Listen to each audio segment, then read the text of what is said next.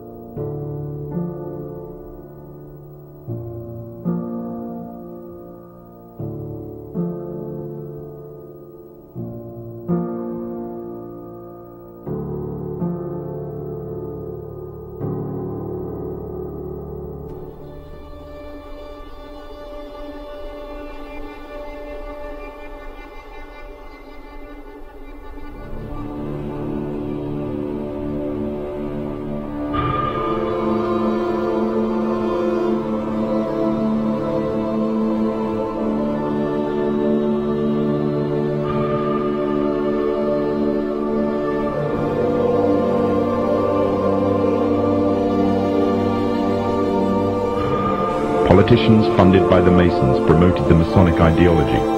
The secret lodges of the Masons were open to members of the French army. High-ranking officers and generals were indoctrinated to the Freemasons' way of thinking. With the people, the politicians, and the military of France under Masonic control, the Masons could finally strike. Freemasonry has worked in a hidden but constant manner to prepare the revolution.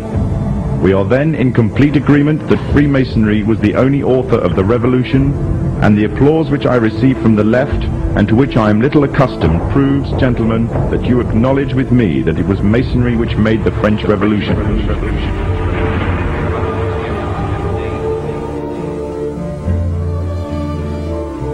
When the so-called founding fathers of America landed on Plymouth Rock, not only did they bring with them disfranchised people, they also brought the Freemasonic elements of Europe. The injustices which the fathers of America were escaping from in Europe was also to be found in the new land, in the form of a tyrannical British regime. In order to gain complete dominance of the new state, the Masons used the same methods to gain control of France. Although the British monarchy was run by the Masons, the American War of Independence was a necessary action, and the people involved in the war were expendable for the Masons to fulfill their dream.